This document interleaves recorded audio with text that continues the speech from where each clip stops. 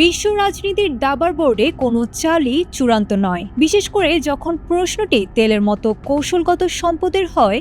তখন দীর্ঘদিনের বন্ধু বা শত্রু সবই বদলে যেতে পারে মুহূর্তের নোটিশে। বৈশ্বিক জ্বালানি বাজারে গত কয়েক দশক ধরে ইরান কিংবা রাশিয়া যে প্রভাব বিস্তার করেছিল তাতে বয়েছে বড় ধরনের পরিবর্তনের হাওয়া। ওয়াশিংটনের সাম্প্রতিক এক চাঞ্চল্যকর দাবি সেই পরিবর্তনের পালে নতুন হাওয়া দিয়েছে, যা দক্ষিণ এশিয়ার শক্তিধর দেশ ভারতের জ্বালানি কৌশলকেও দাঁড় করিয়েছে প্রশ্নের মুখে।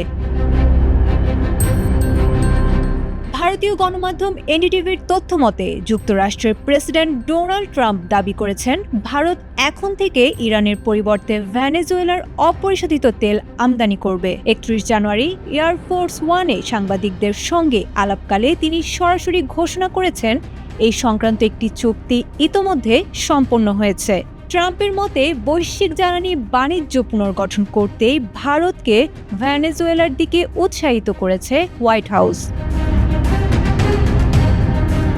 এই নাটকীয় পরিবর্তনের পটভূমি বেশ গভীর। গত 3রা জানুয়ারি ভেনেজুয়েলার প্রেসিডেন্ট নিকোলাস মাদুরোকে সস্ত্রীক মার্কিন ডেল্টা ফোর্স কর্তৃক অপহরণের দাবির পর থেকেই দেশটির তেল সম্পদের উপর নিয়ন্ত্রণ পোক্ত করেছে যুক্তরাষ্ট্র।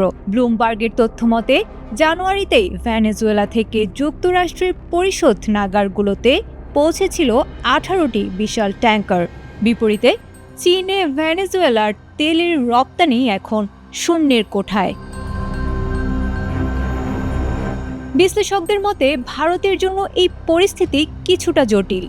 ট্রাম্প এর আগে ভেনেজুয়েলার তেল ইস্যুতে ভারতীয় পণ্যের ওপর 25% শুল্ক আরোপ করেছিলেন। তবে সম্প্রতি ভেনেজুয়েলার ভারপ্রাপ্ত প্রেসিডেন্ট ডেলসি রদ্রিগেজের সঙ্গে প্রধানমন্ত্রী নরেন্দ্র মোদীর ফোন আলাপ ভিন্ন ইঙ্গিত দিয়েছে।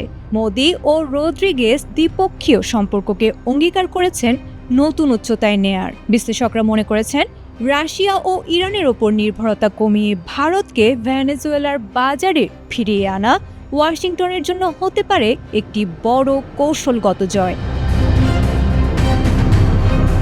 যদিও ভারতের পক্ষ থেকে এখন পর্যন্ত কোনো আনুষ্ঠানিক প্রতিক্রিয়া পাওয়া যায়নি, তবে এটি নিশ্চিত ভারতের এই সম্ভাব্য অবস্থান পরিবর্তন আন্তর্জাতিক বাজারে তেলের সরবরাহ ব্যবস্থা ও ভূ রাজনীতিতে সৃষ্টি করতে পারে এক বিশাল কম্পন।